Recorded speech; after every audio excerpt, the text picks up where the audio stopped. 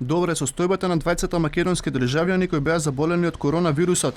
Еден од нив, иако е во добра здравствена состојба, се уште се наоѓа во болница во Јапонија, додека пак македонската државјанка која беше хоспитализирана во Франција, веќе е назад во државата, велат од Министерството за надворешни работи. А британските болници денеска добија наредба да преземат нови мерки за спречување на ширењето на вирусот, откако дел од експертите предупредија дека постои реална можност да заболат до 50% од жителите на државата.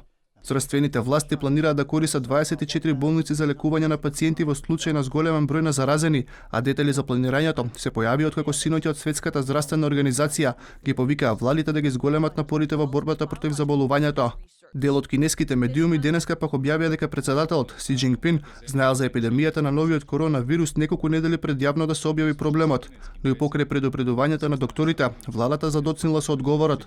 Неколку официјални представници на комунистичката партија во провинцијата Хубеј веќе беа отпуштени од работа поради лошото справување со епидемијата. Од една страна, кинеската влада сака да покаже дека не задоцни со реакцијата во борбата против коронавирусот и дека не ги криела фактите од јавност. Но во очите на многумина, ова делува како стратегија да се сокрие пропустот кој го направија. Дури кон крајот на јануари, кинеските власти објавија дека вирусот може да се пренесе од човек на човек, а потоа почна да се зголемува тревогата во општеството.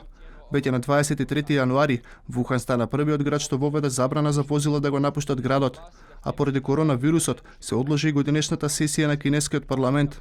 И јапонската влада објави дека ќе ги ограничи јавните собори за да се спречи понатамошно ширење на болеста. Државата одлучи да се откаже од прославата на роденденот на јапонскиот цар Нарухито, а ќе го ограничи и бројот на учесници на Токискиот маратон, кој е еден од најголемите во светот. Се уште не можеме да зборуваме за глобална пандемија, но сме многу блиску до тоа, особено ако не успееме да го спречиме ширењето на вирусот. Кај некои други вакви слични вируси, најголемиот број на заболени се јавува во текот на зимата, а потоа постепено бројот се намалува. Но не знаеме како ќе се одвива ситуацијата со овој вирус. Не смееме да претпоставиме дека тој наскоро ќе исчезне.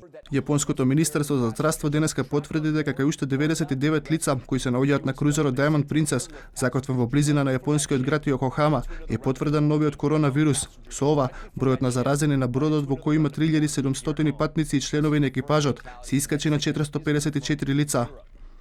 Соединетите американски држави продолжија со евакуацијата и на останатите американски државјани кои се наоѓаат на крузерот, кој е под карантин уште од почетокот на февруари.